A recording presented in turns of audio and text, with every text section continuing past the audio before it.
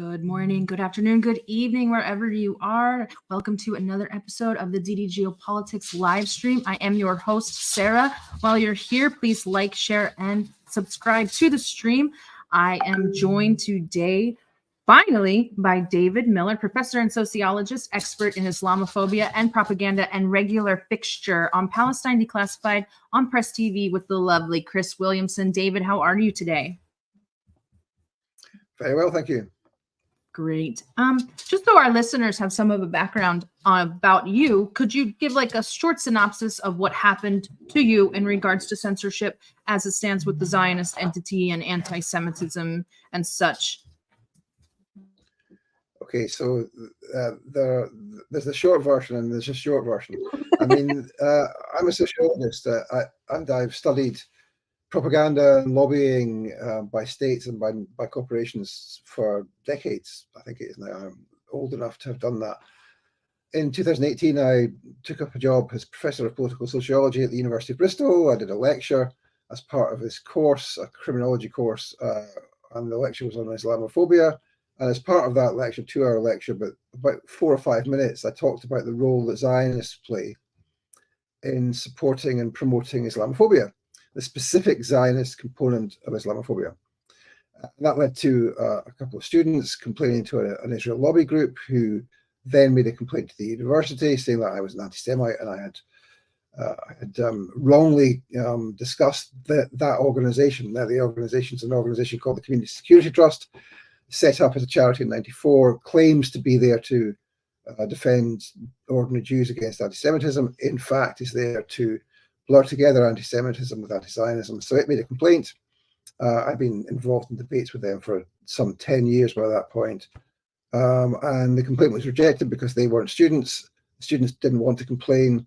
The lobby group approached the Union of Jewish Students, which is the UK national body representing Jewish students, which is formally a Zionist organization. It's signed up to, affiliated to bodies attached to the World Zionist Organization. So it doesn't just represent Jewish students. In fact, of course, because it's Zionist, it doesn't represent all Jewish students, and many anti-Zionist Jewish students find it very difficult to join or can be marginalized by the organization. Anyhow, that group, together with the local university Jewish Society, which is part of the UJS, made a complaint. And that complaint was made, I think, in April 2019. And then the complaint, for various reasons, went through all sorts of processes, including in 2020, the appointment of an external QC. That's a senior lawyer, now called a KC. It was a Queen's Counsel because the Queen's dead. It's now the King's Counsel. And this Queen's Counsel decided that of all the statements that had been put in front of her, that not a single one of the statements, not a single comma or clause or sentence was anti-Semitic. So the university said, no case to answer.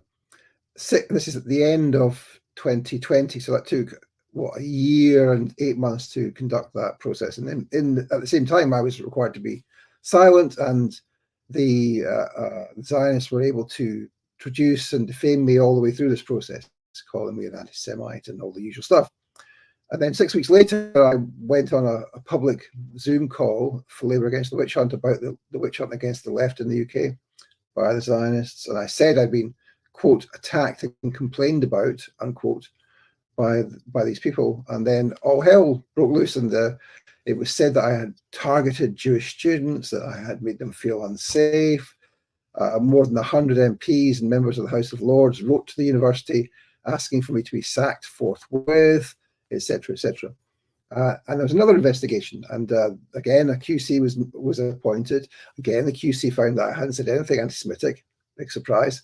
But nevertheless, the university decided that they were going to sack me because I had not met the standards expected of the university, whatever that meant. They were never clear what that meant. They didn't know themselves what that meant.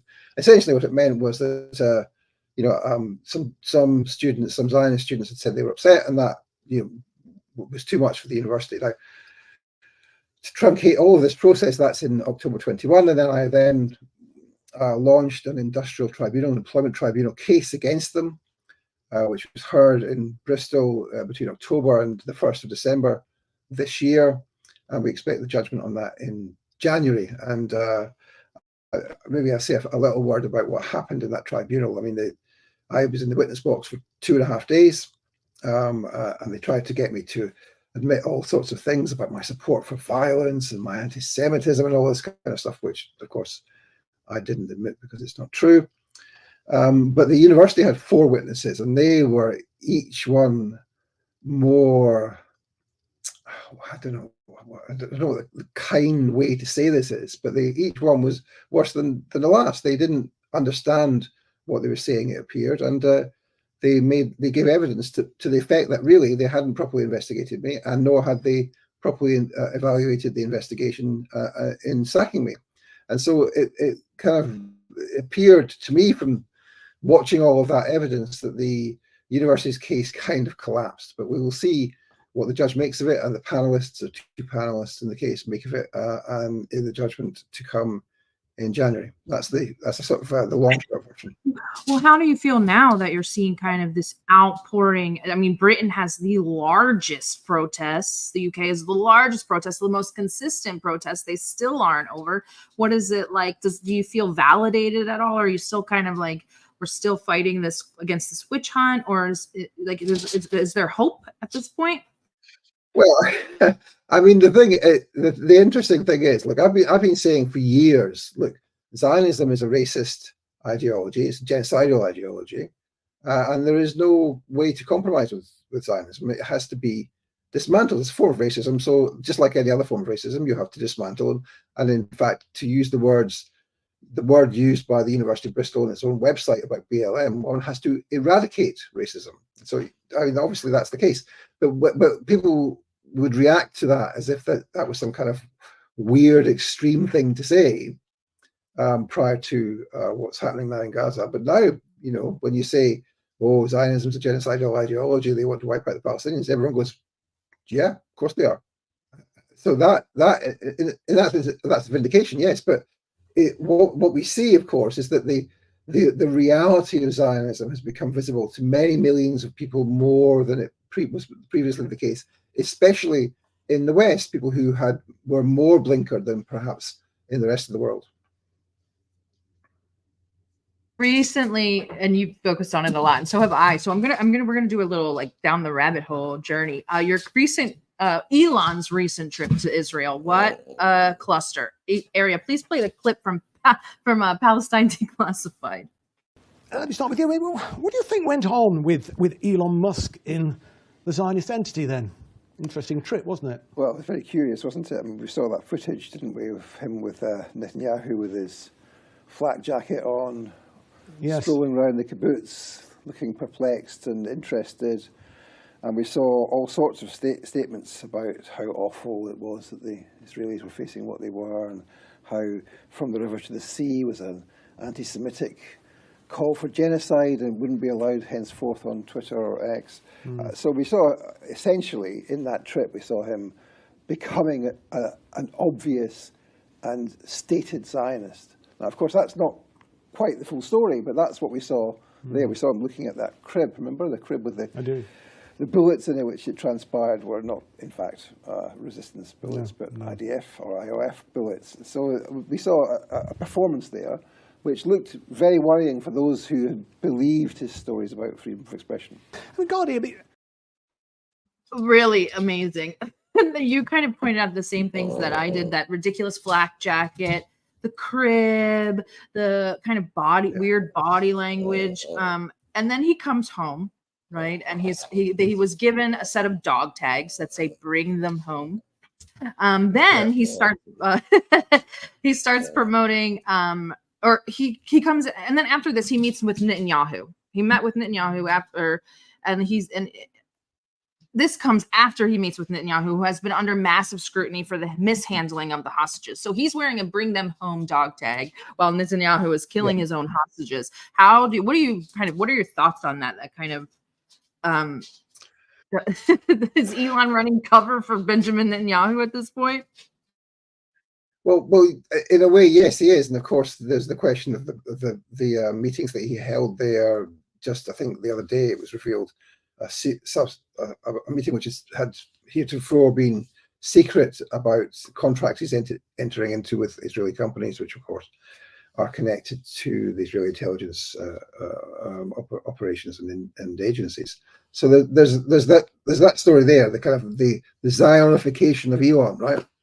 But at the same time, and of course, he's always been, in the kind of in the ambit of Zionist business. Let's remember that he had to borrow. I'm saying this because it always strikes me as funny that it's possible to do this. He had to borrow $1 billion from his friend, who's a big Zionist businessman, the guy who runs Oracle, the tech firm. I mean, so you don't, the world that these people work in, that this guy has got a spare $1 billion he can lend to his friend Elon in order to buy Twitter.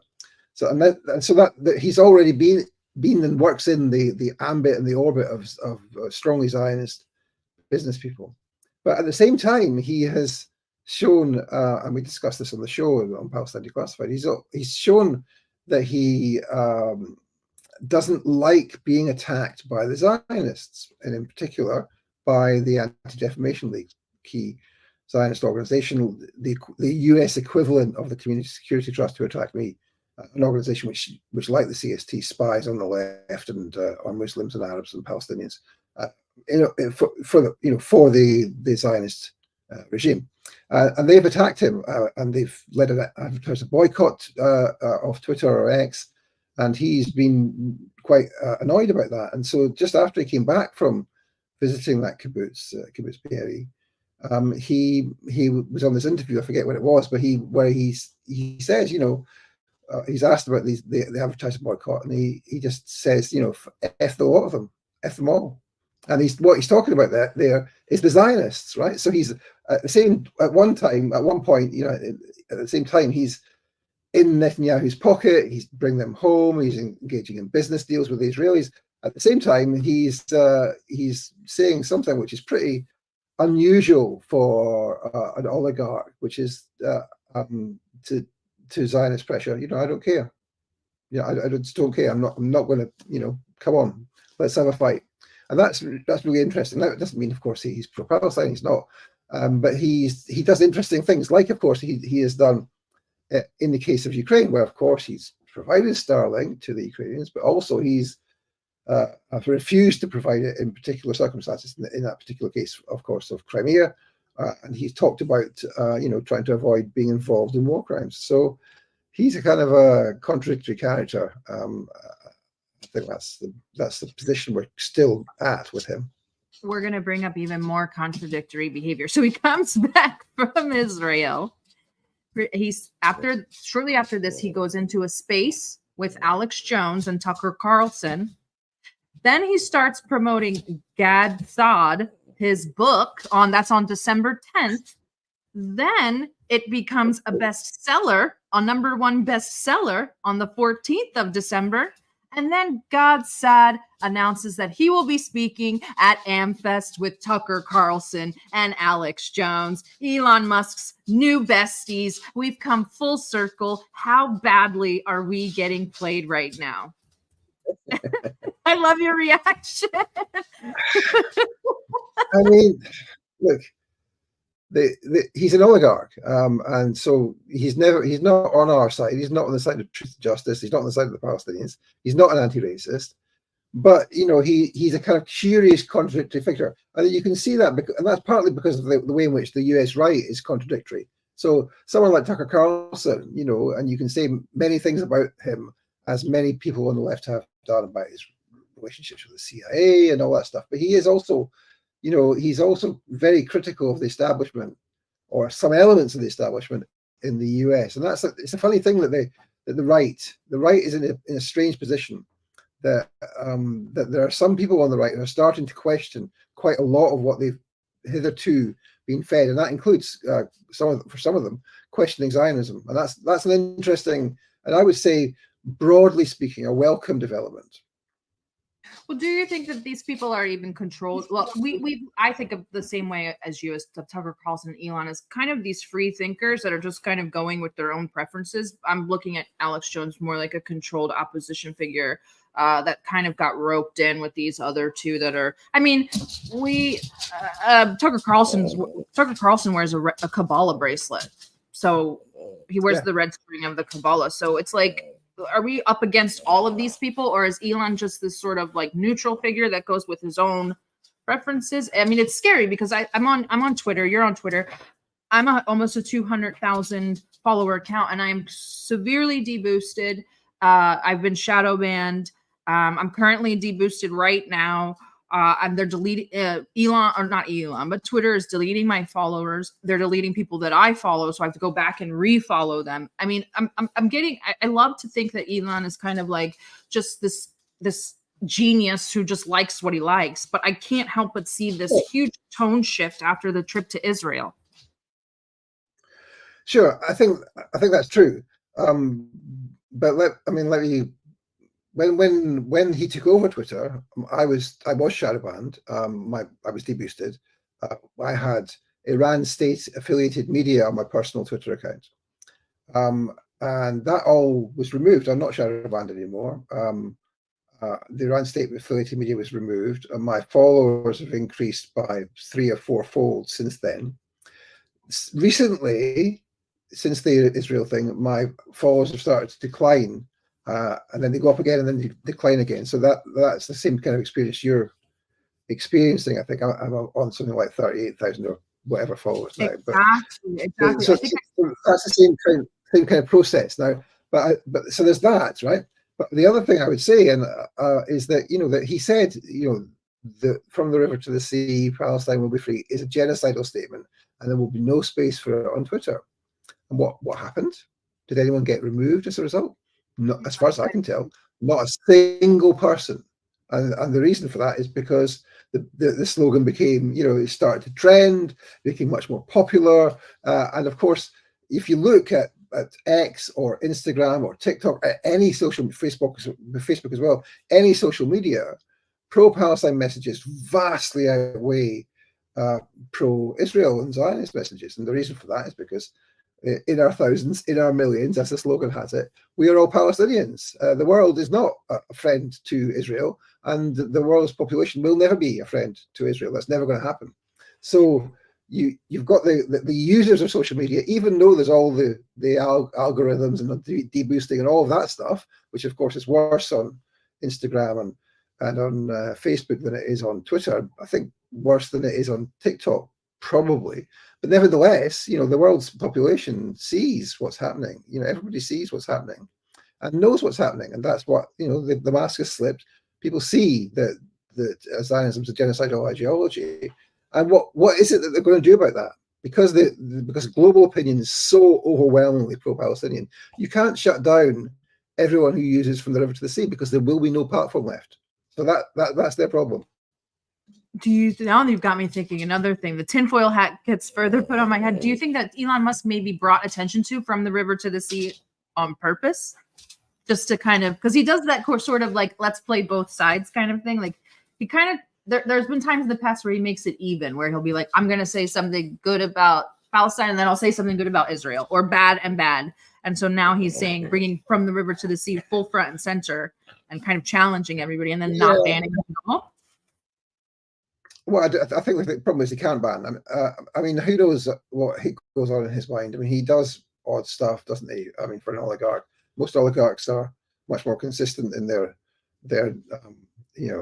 pursuit of their own interests. But this, to some extent, this is in his interest. The idea of making this a success as a business, has to center around some kind of commitment to freedom of debate. So because so that's his shtick, isn't it? He wants to present himself as being in favor of freedom of speech. He's not really, but that's his thing. He probably believes that he is. He's a libertarian.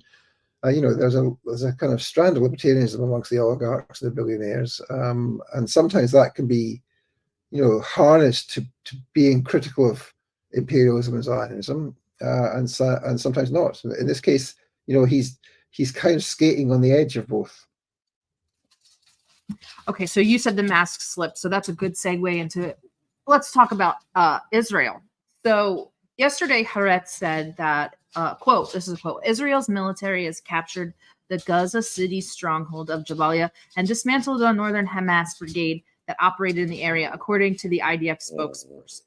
I thought that we were told this wasn't imperialistic, this wasn't a land grab, this wasn't about greater Israel, that it was this anti-terrorism campaign. And now we're hearing this messaging. What are your thoughts? Where does this end? Where are we going?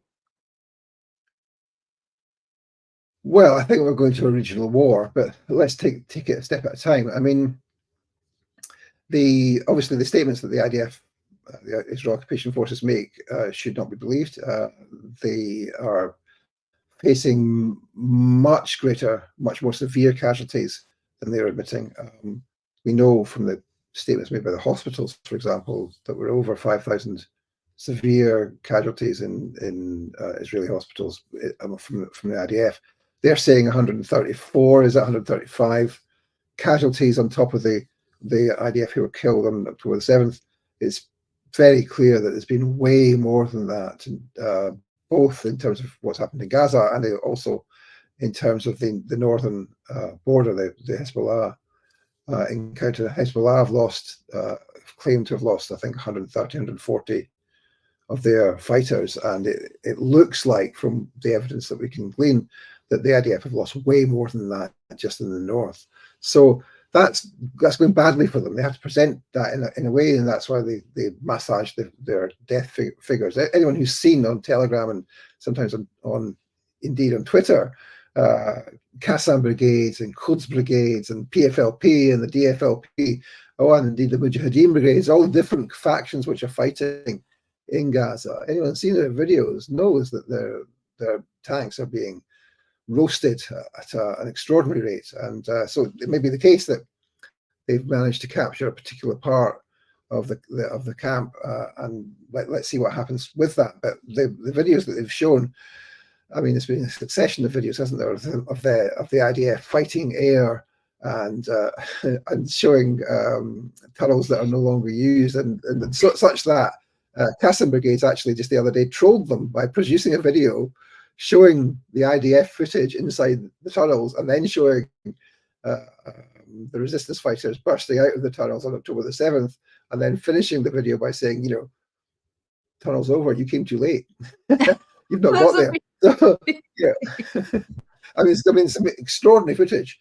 And I mean, there was one the other day, wasn't there, with it? How they have the red triangle above the target, which is the marker of a tank or the personnel carrier, or indeed individual IDF soldiers. And there was one the other day, wasn't there, with 10 IDF sheltering behind the tank. And of course, the resistance fighter, I think Qassam fighter, was off to the side, and so was able to directly attack them. I mean, that's a really significant resistance they're facing inside Gaza. And of course, everyone knew that would be the case. They knew it would be the case, and the resistance knew it would be the case. And the resistance has not yet broken out most of its major weapons. Now, people don't remember that or don't know that, but they haven't even started properly fighting. So that's point number one. Point number two is the northern border. Hezbollah have taken a sort of mild escalation ladder approach to this, right? So that they're not totally engaged. Hezbollah have declared a 5-kilometer border that they only will send missiles into to IDF bases 5 kilometers south of the Lebanese border, and they won't go any further unless there's escalations, by which they mean the IDF firing further than 5 kilometers into Lebanon or killing civilians. And so they did. So the other day they said the IDF escalated, and so they took out 2 Iron Dome batteries to show that they could do it, to show that, if you think you can be protected by the Iron Dome, we know where the Iron Dome batteries are. We can take them out. And they were 7 kilometers into Israel, and they took them out as an example. Now, all of that has been accomplished by Hezbollah without the use of their medium-range missiles. Not a single one, as I understand it, of their medium-range missiles, the Fateh 110 missiles, which are supplied by Iran, have been used. They could reach Tel Aviv, they can reach Jerusalem, so they can reach anywhere. They haven't been used. So we know that there's been, and again, the same is true of Ansar Allah in Yemen, which maybe we'll talk about, and indeed of the Kataib, Hezbollah, and the other groups in Iraq who are attacking US bases, and of course also groups in Syria. I mean, we saw just yesterday that the Jordanian military engaged some armed figures coming across the border from Syria who were trying to smuggle weapons into the West Bank. So this is an escalation process which is going slowly, and the resistance have deliberately done that. So the escalation towards a regional war will happen step by step if the Americans do what it looks like they're going to do, which is sail towards Yemen and try and take out Ansar Allah ships or attack Yemen directly. And that will, of course, be a major escalation. But so far what's happened is that there's not been a major escalation. I mean, it's escalated quite a lot, to be fair, but there's not been a major escalation. But it looks like that's where we're going. Okay, so I have another question about Netanyahu. So the prime minister keeps trying to drag the United States into this broader war in the Middle East. U.S. President Joe Biden is well, the administration, not the president. He's barely functioning. But the U.S. President Joe Biden is quietly pressuring him to move to a lower intensity conflict inside of the Gaza Strip. This is a quote. Mr. President, do you realize that Netanyahu will turn the tables on you and blame you for everything? Two guests asked him in a recent meeting with donors and political allies. They said he is seeking confrontation with you for his political needs. Biden smiled and responded, I know. As someone who lives in the United States, I find this terrifying. But I wanted to ask you, as someone who doesn't live here, what this says to you. What have you thought about Biden's admin in the last 2 months? Well, I mean, I don't think there's much point talking about Biden. You've already made disparaging remarks about him, which I wouldn't demur from. So but I think that what we're seeing here is, on the one hand, the US trying to say they're trying to de-escalate, well, saying that they're trying to de-escalate. On the other hand, supplying weapons, significant quantities of weapons, including for the Iron Dome, etc., etc. But then, of course, you've got the question about what are the US strategic interests in this whole thing, and it's not clear to me what they are, but it looks like there are different strategic interests for different parts and different fronts. So, for example, it looks like the Americans want to go into Lebanon, and there's a debate within the Israeli cabinet about that, about whether Netanyahu is opposed to going into Lebanon or going to Lebanon just yet, and whether the kind of the yapping dogs of the extreme settlers, Ben Gvir and Smotrich, want to go into Lebanon and kill everyone now, go to take Beirut, etc. So that there's a debate about that. Now it's said that the Americans have given a date to Netanyahu, that he must pacify Gaza by day X, so that they can launch a front in the north against Hezbollah. And of course, they'll also take action against the Kataib Hezbollah in Iraq, and they're already looking like they're going to take action against Ansar Allah in Yemen. So the thing, of course, that tells you is that they can't fight on all fronts at the same time. So they are concerned about that. They are concerned that they're, even with the Americans are even concerned that they can't fight on all fronts at the same time. And of course, that's part of the reason why Hezbollah are in this battle, because they're there to support and to divert some of the IDF from Gaza. So I think it was being said a few weeks ago that some 40% of the IDF is in the north, although of course almost all of the bases, I think, and certainly their listening equipment has been taken out systematically by Hezbollah's short-range missiles. So I think it really depends on what the Americans are actually thinking, what they think they want to do. Maybe it's the case that they are still convinced that they can do what they want, and that they can take out Hezbollah, and they can enforce their presence in Iraq, and indeed their illegal presence in Syria, and that they'll build this new canal that the Israelis apparently want to build through Gaza, and maybe they think that they can still do all that. But of course, that's a really big question for them, especially given, I mean, we need not spend a lot of time on this question, but especially given they were kicked out of Afghanistan, they were kicked out of Iraq, they've been defeated in Ukraine. When was the last time the Americans won a war? So that's a difficult question for them. But they continue. It appears their military theorists continue to believe that they can do anything they want. And I saw a video earlier today. I don't know when it came out. It must be a recent one, of some American propaganda video showing the fleet in full flow across the Med or wherever it was. Saying that we don't care who you are. We will defeat you. It doesn't matter to us what your ideology is, how rich or poor you are. We will defeat you. We don't want war, but don't worry, we'll defeat you. And that's obviously it's propaganda, but it's embarrassing for them to have that, to do that stuff, because I think many people in the world know that it's rubbish, right?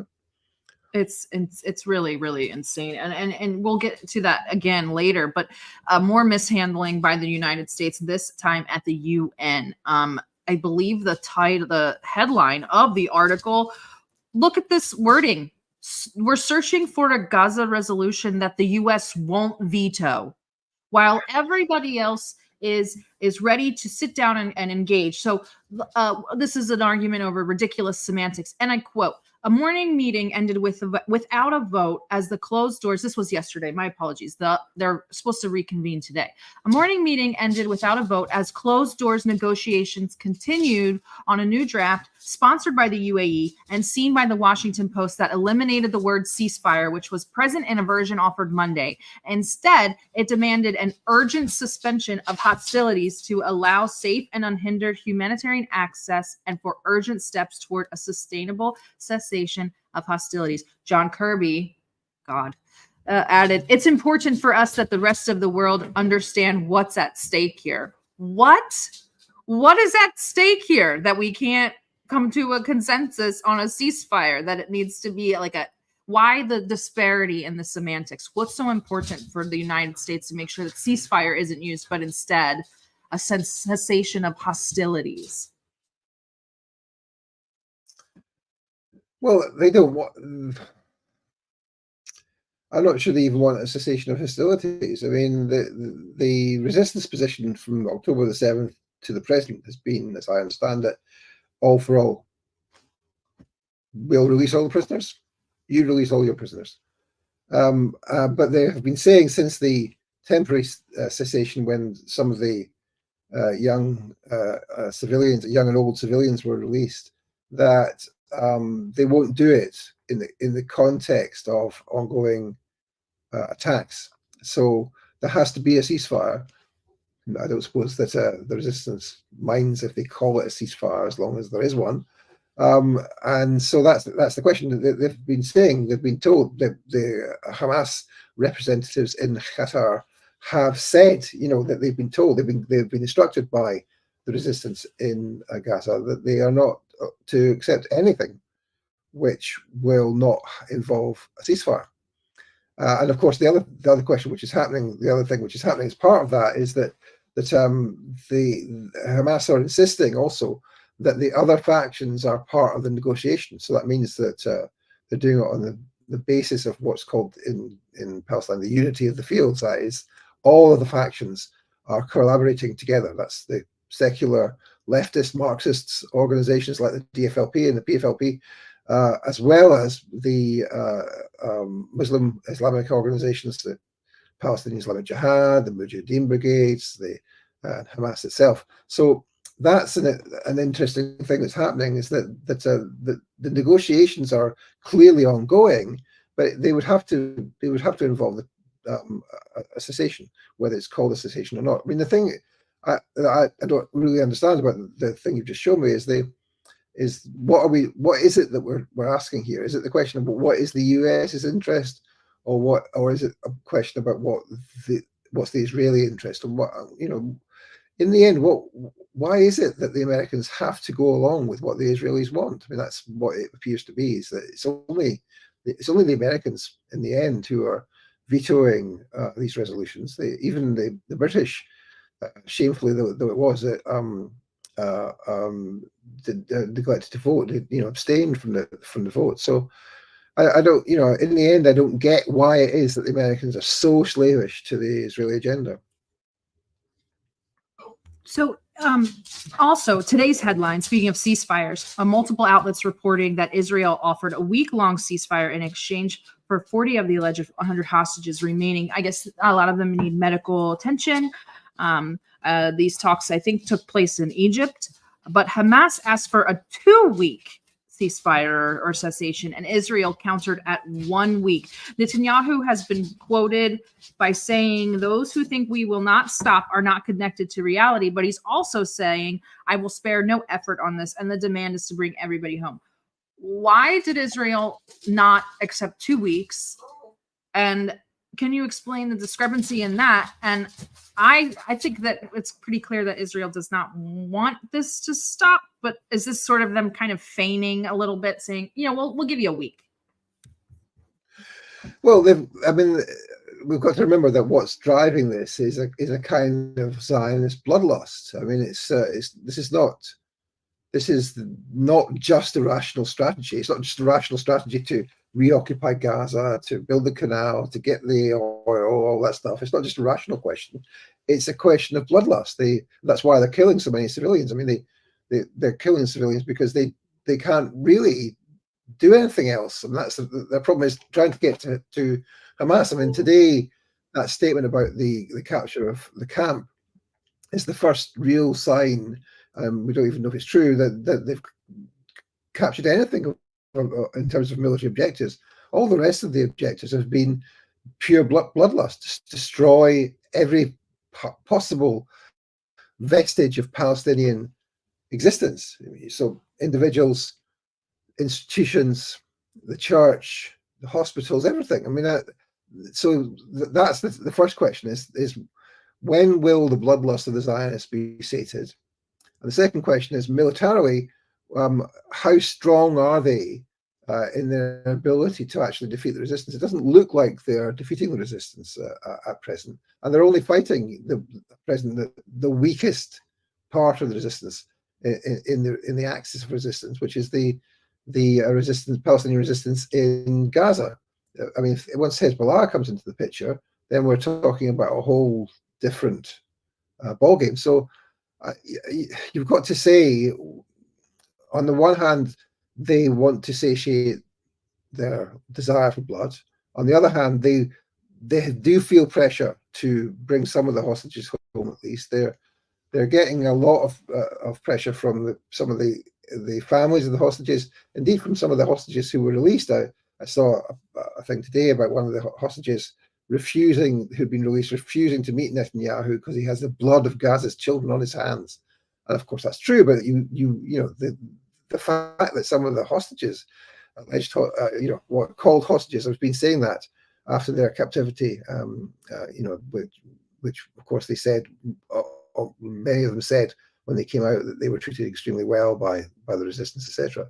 So I mean, obviously the Israelis want to defeat Hamas and the other Palestinian resistance factions, which we should remember are in there, but it doesn't look like they can do that very easily. So they have to, they will at some point, when it becomes clear they can't sustain the losses, they will have to come to some kind of negotiated settlement. And when I say the losses, I mean, yes, of course, the losses of troops and military equipment, which they are hemorrhaging at a massive rate, but also the disastrous effect it's having on the Israeli economy. I mean, that's the big elephant in the room. We're seeing that to some extent through Ansar Allah's enforcement of a boycott of the shipping channels off Yemen, which of course have destroyed the trade of Eilat and indeed of Haifa's port trade, which has declined by 80% in both cases.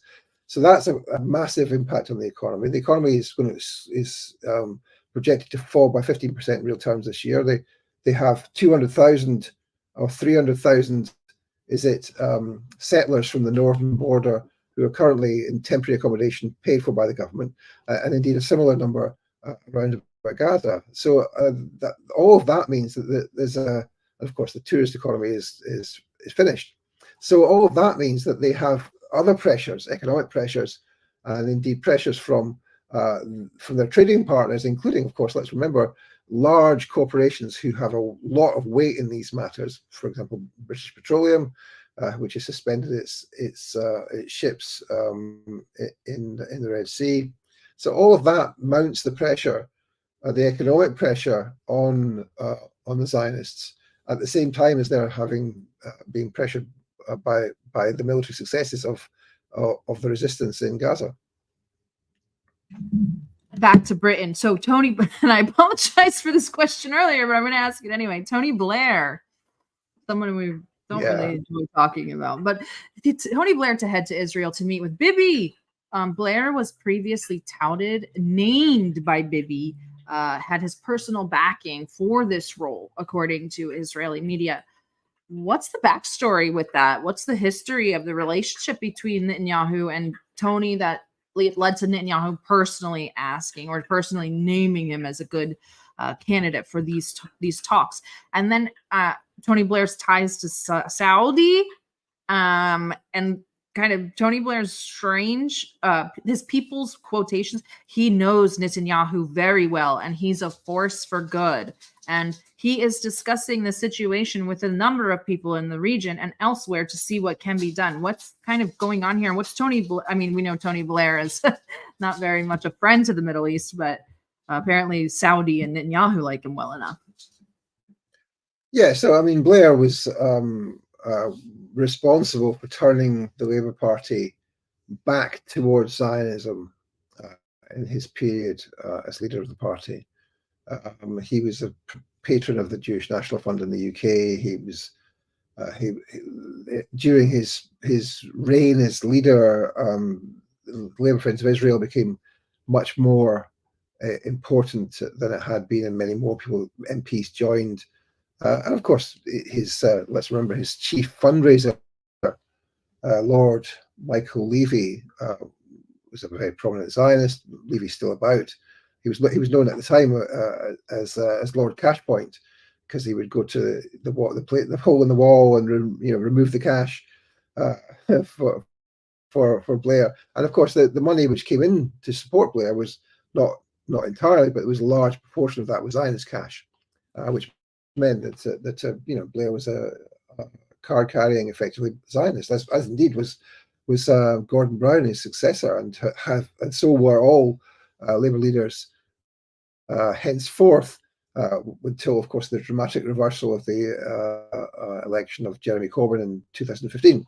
So that's the backstory. Of course, Blair goes off and works for the Quartet and sets up this Tony Blair Centre, this think tank, which does all sorts of dodgy research and activities, policy work in the kind of counterterrorism sphere, and the kind of encouraging understanding of extremism, i.e., meaning bad Muslims, and that's so he's remains a key part of that world, and so it wouldn't be surprised you'd have someone like a figure like Blair being brought in to effectively boost the Zionists' diplomatic efforts. So I mean, I would see it simply as that. There's a lot of stuff going on in the chat that I want to ask you about now, kind of riffing off of this notion that I really hate. People say this all the time in the West. Oh, Israel founded Hamas. Israel funds Hamas. And it's such bad propaganda and an attempt to delegitimize the resistance movement and kind of make it into some weird sock puppet or astroturfed movement. What can you explain to our listeners about that, since they're actually asking in the chat right now? Sure. I mean, look, what is Hamas? I mean, Hamas is, if you translate Hamas is an acronym. If you translate the Arabic words in the acronym into English, the word resistance is Islamic resistance. It's in there. It's a resistance movement. Has been from the beginning. Now, it's an Islamic resistance movement as opposed to a secular nationalist resistance movement. And of course, it opposed the secular nationalism of Fatah, which was the leading force in the Palestine Liberation Organization. Now, so it comes out of, and so does Palestinian Islamic Jihad, actually, comes out of the Muslim Brotherhood and its activities in both Gaza and the West Bank. And of course, because of the geography of it. The Muslim Brotherhood in the West Bank grew out of the Jordanian Muslim Brotherhood, whereas the Muslim Brotherhood in Gaza grew out of the Egyptian Muslim Brotherhood. Now, at that time, when Fatah was in the ascendant, and of course, let's remember the PLO was a multi-group organization, including the PFLP and other leftist factions. At that time, the Muslim Brotherhood in Gaza and the West Bank was quietist. It wasn't into armed violence. It believed in some kind of Muslim peaceful transformation. And as a result of that, Israel supported that because it saw it as a pole to detract support from armed resistance, which was what was advanced by the sole legitimate representative of the Palestinian people, the PLO. So that's where the myth comes from, that they created Hamas. No, they didn't create Hamas. They wanted to sabotage secular nationalism by supporting what they saw as Islamic tendencies, which they thought would undermine the armed struggle against the Zionist entity. And of course, what happened then was that the people who were involved in the resistance movement, and this had happened at the time of the First Intifada, 36 years ago now, in December, 36 years ago, was that there was 4 Palestinians in Jabalia camp actually were killed by an IDF vehicle. The IDF said it was an accident. The Palestinians didn't believe that. And the day after that, effectively, Hamas was formed. It was they decided that, people don't like you doing this, but comparing it. But let's compare it to the Rivonia speech, which Nelson Mandela made. There comes a time in the life of any country when we realize that civil resistance will not be effective, and that's what the people who founded Hamas decided at the time, that there had to be armed resistance. Now, you can agree or disagree with that decision, but that's the decision they took. And of course, from there until that was the period from 88 to 93. By 1993, the Palestinian Liberation Organization, or Fatah as its leading faction, had compromised with the Israelis, had recognized Israel, and had sworn off armed resistance. And at that point, of course, the ball passes to Hamas, and indeed to other of the Islamic groups, including in particular the smaller one, but the important one, Palestinian Islamic Jihad.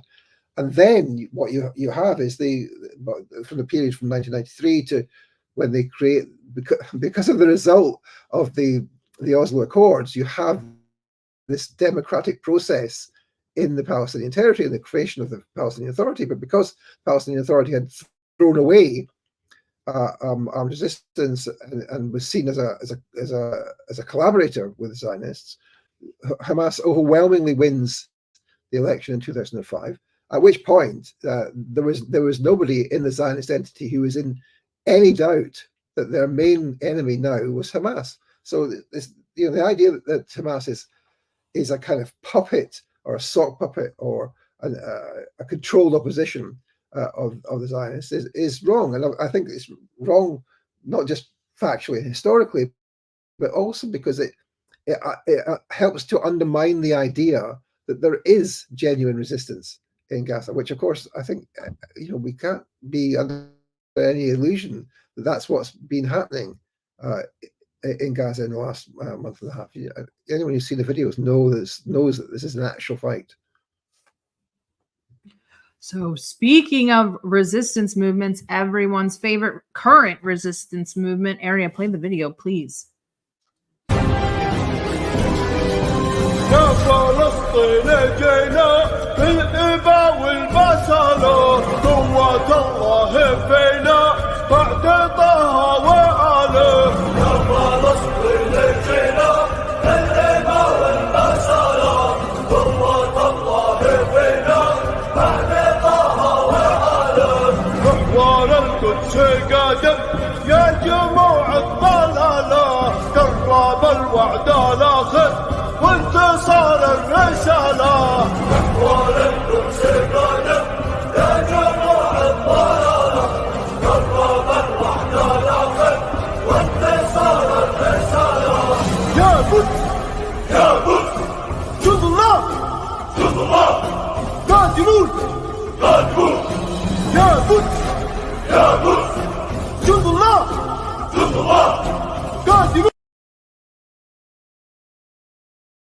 So sorry for playing that whole thing, but I just love it so much. So Ansarallah just making an absolute, just making a huge chokehold, just choking up that whole region. We have ships now. Malaysia says they won't allow the Israeli ships to dock there. They have to circumvent Africa. People are freaking out. We listed, I think, at least 7 large shipping companies that have said, forget it. We're just going to go around this new operation. What's this ridiculous name? What is it? Oh, Prosperity Guardian, aimed at trying to combat the almost blockade on Bab el-Mandeb in the Red Sea by Ansarallah. Coalition led by USA with the Seychelles, thankfully, and naturally Britain quickly announced their entrance into the task force. Shortly after, the Royal Navy reported a new confrontation at the mouth of the Red Sea. I believe that was late last night. For me, what has been the overall consensus in Britain about joining into this task force, about getting involved? In the United States, like you mentioned earlier, we have these weird hype videos that are like, here we come, we're going to come. And there's a lot of sentiment that's like, we're going to go kill the Houthis, we're going to destroy Yemen. And you're like, well, you can't destroy it any further than you already have. And you're going against people that have nothing to lose. So what's the general sentiment, maybe in your media or your talking heads, about getting involved in this weird kind of merchant marine expedition? I mean, I don't think that there is much in the way of reaction, because I don't think people understand what's going on here. I mean, when people see videos like that and the various other videos and of them dancing on the Israeli flag, and I mean, all the videos of the helicopter, the first helicopter which landed on the deck of the ship and said, right, that's it, you're under arrest. I mean, these are things which people in this country, the UK, don't understand. I mean, how does one explain Yemen, right? Yemen used to be a British colony, South Yemen, and it was fought over. There was an armed conflict with the British Army in Aden, and the Yemenis kicked the British out, and it became an independent country. Now, what happened then in the last few years with the attack by the Saudis and the UAE, both of which are close Israeli allies, came to an end with effectively the victory of Ansarallah. And it came to an end, let's remember, with a peace brokered between Saudi Arabia and Iran by none other than the Chinese Communist Party, by Xi Jinping. Now, that is, you're big into your geopolitics. That was a geopolitically significant event, right? And so what we now have is Ansarallah, I mean, effectively in charge of the government apparatus. They have a huge military capability. It's said they have 2 million. I can't believe it's true, but 2 million people in arms, which I think is larger than the Russian military at present. I don't know if that's entirely true, but if you look back at the military parades that they've been broadcasting for the last year or so, they have incredible amounts of military equipment. And as their spokespeople have been saying, you don't want to be attacking us because we have stuff we can use against you. Now that's not a bluff. That's not them just trying to troll the Americans. They have got that stuff, and the Americans know they've got that stuff. And the interesting thing about it, I think, is that the geography of the place is that little strait between Yemen and Africa is a choke point. And of course, the other choke point in the region is just up the coast between Saudi and Iran, the Strait of Hormuz. Now, if the Americans get stuck in either the Red Sea or in the Gulf, they are sitting targets. They are sitting ducks. And I see some American military analysts, who are not signed up to the empire at all costs ideology are saying this. If there was a concerted escalation by even just Yemen, but let's imagine that the Iranians were involved as well, then you could see the sinking of scores of US and indeed British and other ships in the blink of an eye. And I think that's what people here haven't really worked out, that actually could mean it could actually mean the sinking of British ships, with losing large numbers of people, of British soldiers on board, and indeed Americans, and that would of course be a massive escalation and a massive regional war. But if the Americans do escalate to the extent it looks like they're going to do, then that's a clear possibility.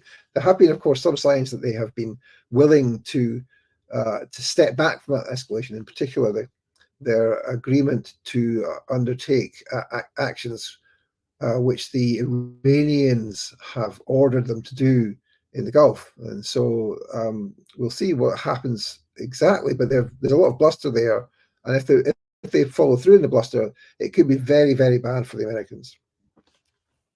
Interestingly enough, my producer just sent me, and you don't have to play it, but Yemen is allowing Russian tankers to pass through completely unscathed, just going right through the Suez, through the Red Sea. Another thumb in the nose of the West, or thumbing their nose at the West, as we hear talks of a possible peace deal in Ukraine.